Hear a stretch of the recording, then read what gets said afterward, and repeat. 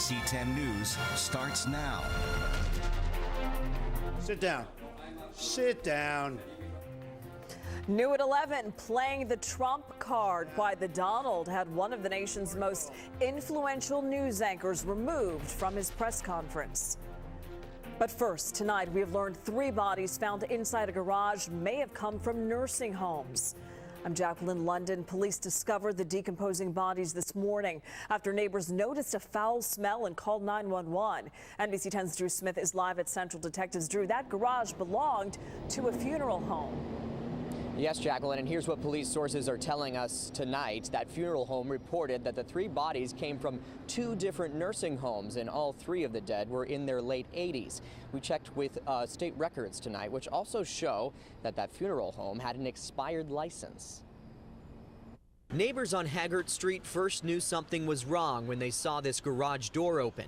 Then they noticed the smell and found decomposing remains in cardboard boxes and a casket. To see it's open is kind of curious, so smelt it and noticed there was bodies in there. Police say the garage is used by a funeral home up the street. Its owner spoke with investigators on scene. They say she was aware the bodies were in there. NBC 10 is not naming the owner because she is not charged with the crime. Upstanding people.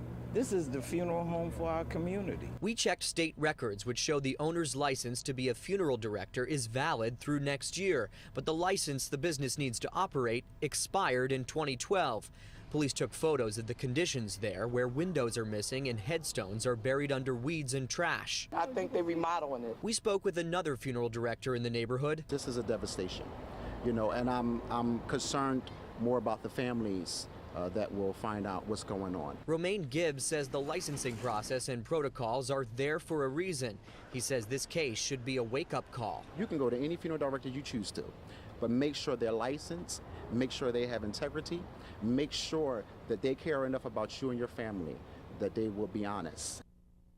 And we checked in with police again tonight, and we want to be clear that no one has been charged as part of this case, but police add this investigation is not over. Live at Police Central Detectives, I'm Drew Smith, NBC 10 News. New at 11, 2 men shot in what police are calling a love triangle. NBC 10 on East Sedgwick Street in West Oak Lane tonight. That's where police say both men were shot just before 9 o'clock.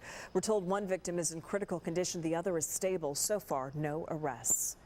From neighborhood dad to White House fence jumper and now courthouse attacker. Tonight, friends are trying to figure out what happened to a man in Chester County whose life ended in violence. Investigators say a sheriff's deputy shot and killed Curtis Smith after he slashed a guard at the Chester County Courthouse this morning. Smith was also in the headlines months before for breaching White House security. NBC 10's George Spencer has been digging into Smith's personal history tonight. And George, today's incident does not match with the man friends and neighbors thought they knew. That's right. Tonight, friends of Smith said he described that White House incident as a stupid mistake. And even after it, he retained his reputation as the neighborhood dad. And really, nothing seemed badly off until he burst through these doors today. Peering through the front window, our camera captured the yellow-taped crime scene in the courthouse lobby.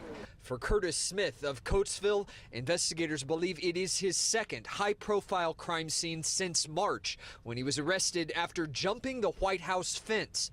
All of it, neighbors say, is a far cry from the life he lived here on this Coatesville cul-de-sac full of families like Taraji Briggs. He was very friendly. He looked out for a lot of people around here.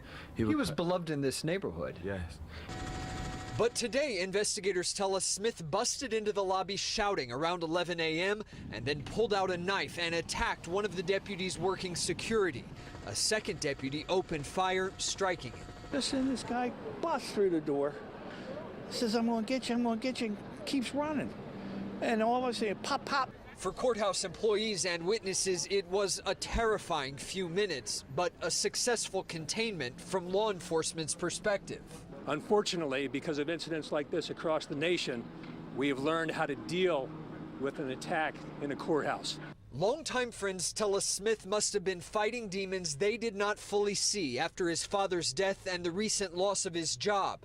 But even the White House fence incident did not seem a major red flag to neighbors who described Smith as outgoing, often mowing neighbors' lawns and organizing a kids' barbecue 2 weeks ago. That injured sheriff's deputy was hospitalized with cuts, and tonight a friend who was with Smith just hours before all of this happened said there was no indication at all that any of it was coming. Live tonight in Chester County, I'm George Spencer, NBC 10 News. Turning now to our Decision 2016 coverage, Republican presidential frontrunner Donald Trump is making headlines tonight after throwing a Univision anchor out of a press conference in Iowa. Excuse me, sit down. You weren't called. Sit down. Sit down. Sit down. Go ahead. No, you don't. You haven't been called.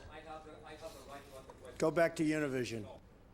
Go ahead. That's Jorge Ramos trying to ask Donald Trump questions about his proposal to deport approximately 11 million undocumented immigrants from the United States. Security eventually escorted Ramos out of the room, but he later returned with Trump greeting him before they resumed their argument. They looked at some of the gangs in Baltimore. They looked at some of the gangs in Chicago. They looked even in Ferguson. They got some rough, illegal immigrants in those gangs. They're getting out. Do you mind if I send them out? Now, if they come from Mexico, do you mind if I send them back to Mexico? No, do you mind if I send them back to Mexico? Okay, those people are out. They're going to be out so fast your head will spin, all right?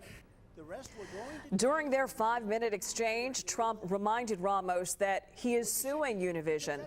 The network dropped his Miss Universe pageant after he described undocumented immigrants as, quote, criminals and rapists.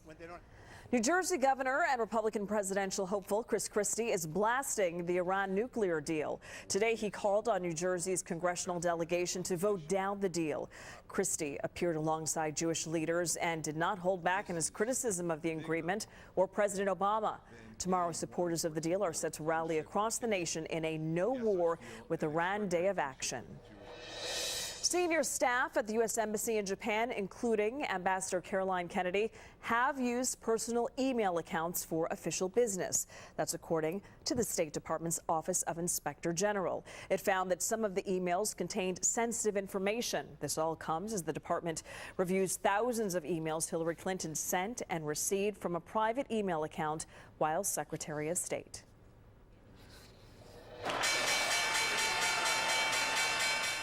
Tonight, futures are slightly down after another roller coaster day on Wall Street. Stocks had a big surge this morning, but collapsed at the end of the day, finishing with another negative close. The Dow finished more than 200 points down, and markets around the world are running scared because China's economy is slowing. China cut interest rates today for the fifth time since November, hoping for a boost, but still the Asian markets continue to slip. A great night to be outside to enjoy some spaghetti under the stars. NBC 10 in Voorhees, Camden County, for the event hosted by Catelli Duo. Attendees enjoyed a 4-course meal along with some live entertainment, and it was all for a great cause. Proceeds from the event benefited the Wounded Warrior Project. They were presented with a $5,000 check.